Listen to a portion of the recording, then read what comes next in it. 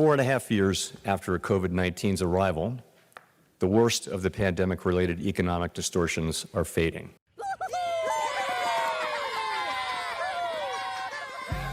What another roller coaster of a week. I don't think we're anywhere close to being done with seeing ups and downs, but we are definitely one step closer towards a rate cut. If you missed the big news of the week, it was basically this. The payrolls benchmark was revised down by 818,000 or by 0.5% for March 2024, the Bureau of Labor Statistics said on Wednesday, indicating the labor market wasn't quite as strong as originally estimated. This is a preliminary estimate. The final revision will be issued in February 2025.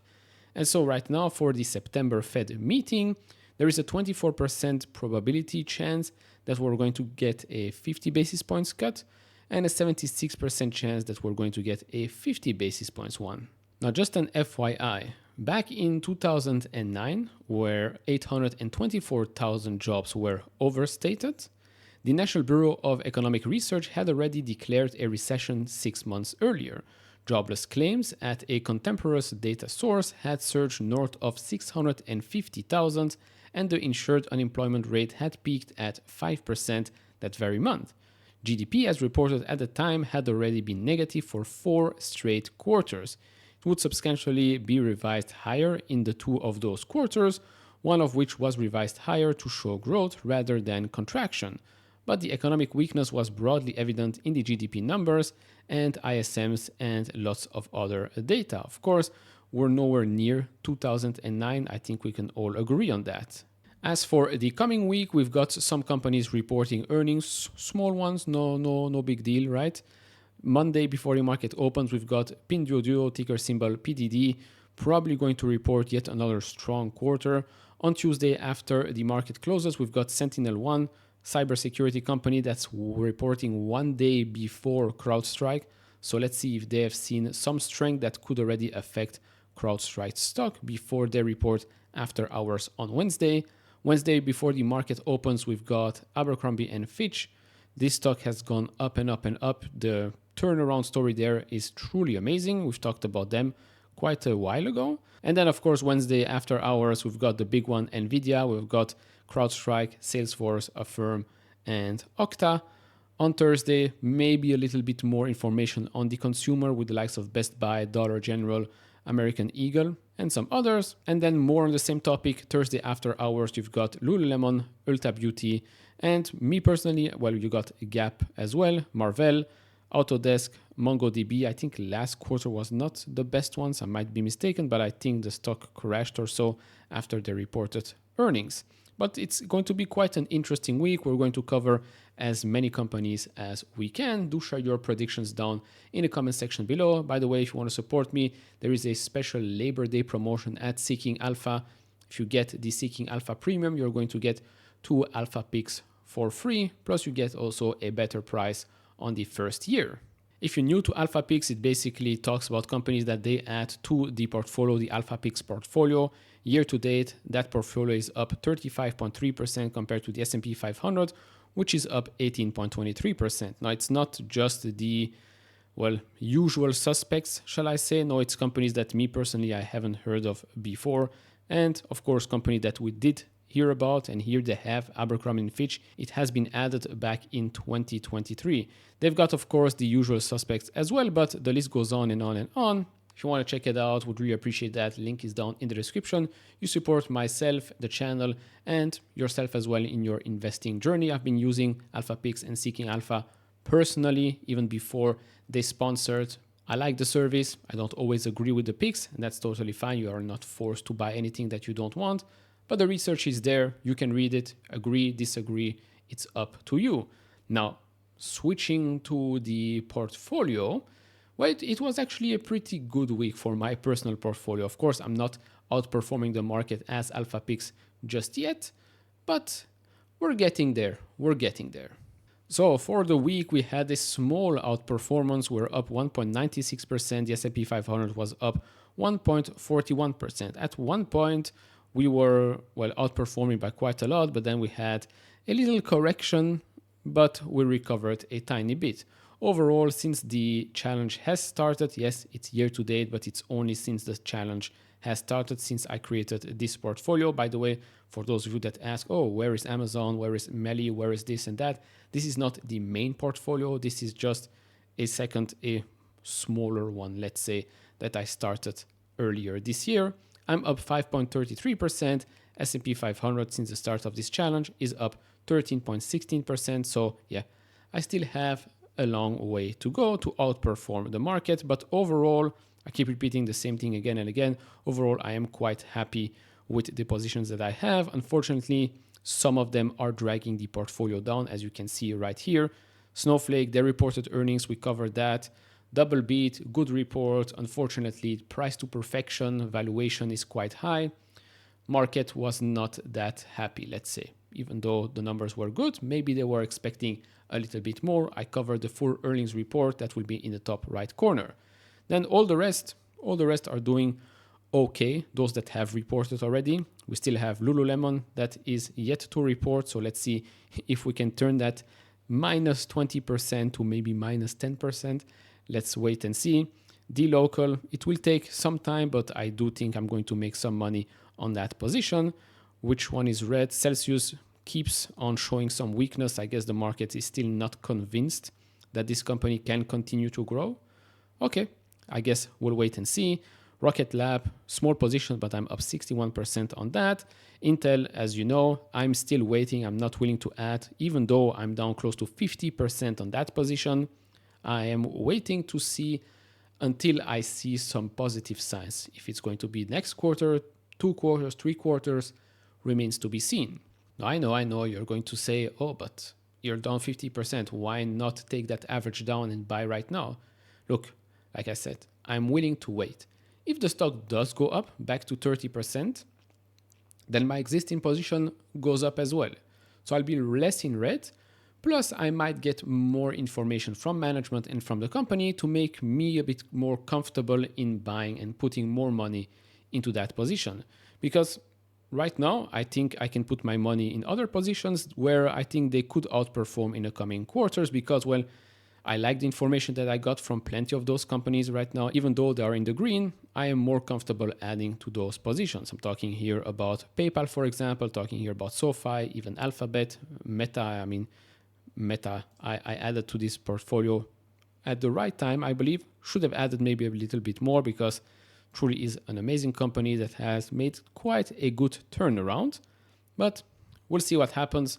We're taking it slowly. Like I said, the roller coaster ride is still not over. Still some macroeconomic events, still some political events as we've seen with RFK this week. So let's wait and see. Let's wait and see what happens. Again, this is a portfolio for many years, not many weeks.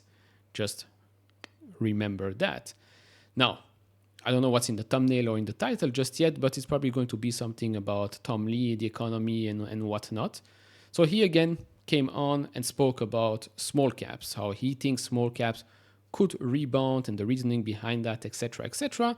Then on the flip side, you've got the dean of valuation countering that argument, saying that, yeah, maybe they're due to a little rally, but he thinks that big tech, well, in the market that we're in, the environment we're in right now, sentiment has changed towards small caps. So let's have a listen. John, for small caps to rise 40% means that the PE, the median Russell 2000 stock, goes from 10 times to 14 times. So it's not asking the market to provide some magic and a huge revaluation. It's actually just saying small cap stocks, which have been left for dead largely because the Fed's been tight for almost 2 years, as they start to normalize policy and as mergers pick up, its merger activity has been accelerating this year, and it should really strengthen because it's a sign of CEO confidence. All of these flow through to benefit small cap stocks, and it's not like smaller companies are growing slower. I know people post all these stats about small caps losing money. It's mainly because of the biotech components basically don't make money, and that's the largest cohort of stocks in the Russell. But the Russell 2000 median earnings growth is almost 700 basis points faster than the S&P, and top-line growth is almost 400 basis points. So you're getting better growth, lower valuation, and I think the catalyst is now when the market is convinced the Fed is embarking on a rate-cutting cycle. I think a lot of people believe in mean reversion, which is they assume that if small caps have underperformed for a while, they've got to come back. I'm going to posit that there's been an economic shift, that the way the economy is structured is you have more winner-take-all businesses, which effectively put smaller companies at a disadvantage. So one reason why I think small cap stocks have underperformed larger cap stocks, not just over the last few months, but over the last decade, is because the market seems to have come to that realization as well. It might have overcorrected, and there might be some kind of a reversion back, at least to a more normal pricing.